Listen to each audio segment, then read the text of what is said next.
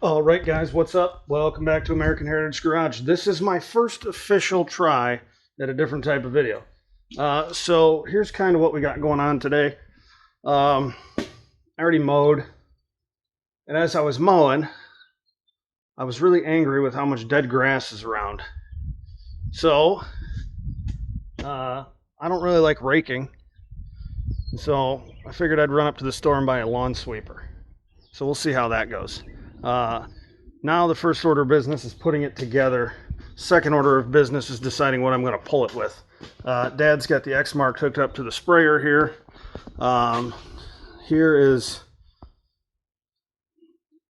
our pieces. It's a lot of pieces. So yeah, we'll see. I can work on cars, but I've never built a lawn sweeper. So let's look through the parts list. Kind of hard to do one-handed. Look through the look, it's a bag within a bag. We'll look through the list of stuff here and see what tools we need. This is an Agrifab, made in America with globally sourced parts. I don't know what that means. Is that just a fancy way of saying it's not really made in America? I think it is. Let's see here. Look. It's a lot of bolts. Does it say what size? 7/16. Look, 7/16 open end or box end, 1/2 inch and 9/16. Wow, not metric. Maybe it's not made in China. Well, I think I'm going to get some stuff laid out, and then we'll decide what we're going to do with this thing. All right, so we're 4 hours in, and it's starting to look like something, so that's a good thing. The mosquitoes out here are like pterodactyls, so I had to put the fan on to try and help a little bit, because it's really bad, and it's hot, so when you're sweaty, and the mosquitoes, they like get stuck, it's not good. So anyway, I'm going to keep chugging along at this thing. I'd like to give it a shot today. Trying to decipher these directions is not that easy. So I wish I had the camera out here because I knew Dad was going to say something. He was in the house getting lunch when I came back, and I knew he would say something about me being lazy or something of that nature. And he did. I figured he would. He's always got something to say. And then he tried to pay me for it. And I told him that he couldn't use it because he likes to use the rake. So only I get to use it, so I paid for it and told him not to worry about it. Anyway, I'm going to get back to working on this. Oh, something else funny. So he's using the mower with the drawbar that has the right height. So I was like, well, I'll use the mule. So the mule's got this little winch hitch combo deal. So I took the seat off the back of it, which we had on for the antique tractor show that we just went to, and I was like, well, I'll just flip upside down a normal hitch and put it in. Well, I didn't pay any attention as I was taking everything apart. Womp womp, doesn't fit. So I'm gonna have to make something for the 935. I don't have a hitch of any type on there. We've never needed it, so I'll have to get a piece of flat stock and drill some holes in it or something like that. Anyway, I'm gonna get back to it. Yay, it's done. Not too bad. Only a few leftover parts, so I don't know. I think we got them all. Those might have, maybe it's just mispacked. All right, so now we got to get the mower, back that in here.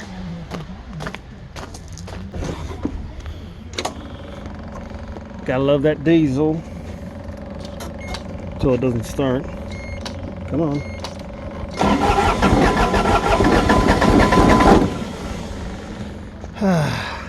It's not one thing, it's the next.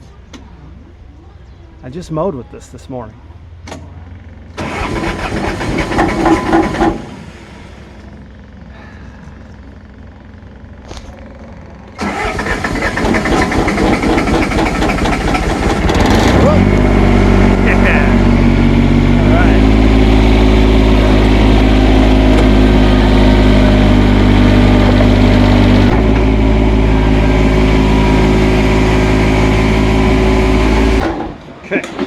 made it that far. That's a good thing. So what we got to do, if you can see, right down here, there's a couple holes and stuff, which is made for a hitch, but it doesn't have one. So let's walk up to the metal pile and see if we can't find some flat stuff.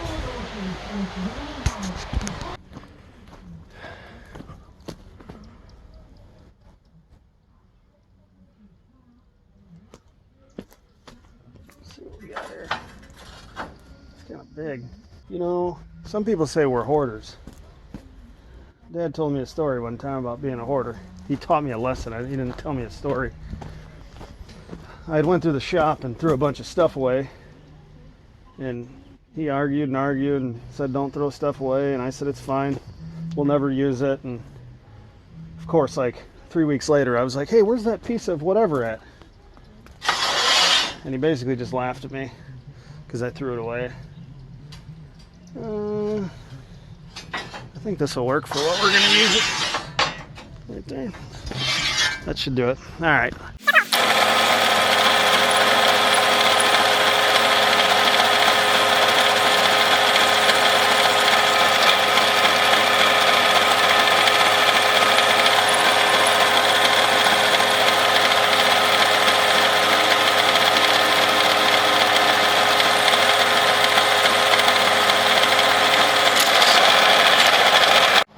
All right, so let's see if we can do this one-handed. Probably not, but we'll try. One bolt in there, another bolt in there.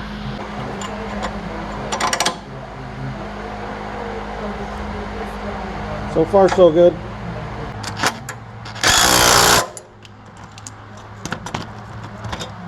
Okay, not going anywhere. All right, let's get this thing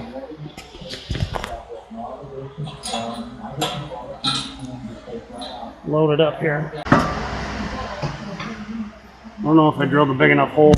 All right, got it. I definitely didn't drill the hole out big enough. So this thing comes with these spacers. I guess we'll use them. It seems like it's just going to be a pain in the butt, but this thing won't bang around as much. So, all right, let's go sweep some grass. Oh yeah. Let's see if she starts. Deep, deep, deep, deep. Come on. Something ain't right.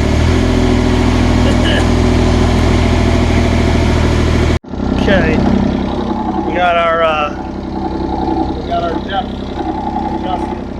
adjusted. So there's a cord that you're supposed to pull to dump the thing, and because this thing has such a big back end, you can't, which is dumb because you're supposed to not have to get off the track. All right, let's give it a little gas and see if we pick some stuff up. That's doing something.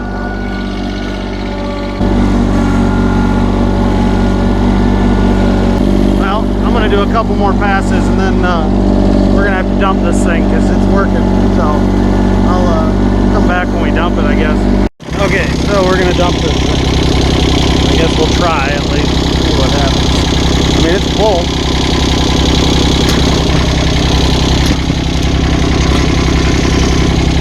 Okay, I feel like that didn't work how I thought it would work, but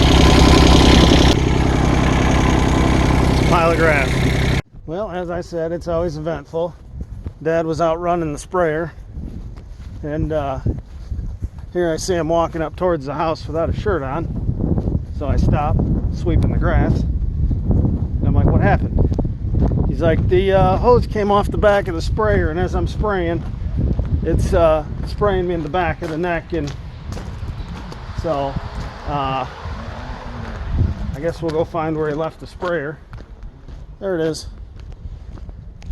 Let's see what the heck happened and what we got to do to fix it. I just washed the mower too.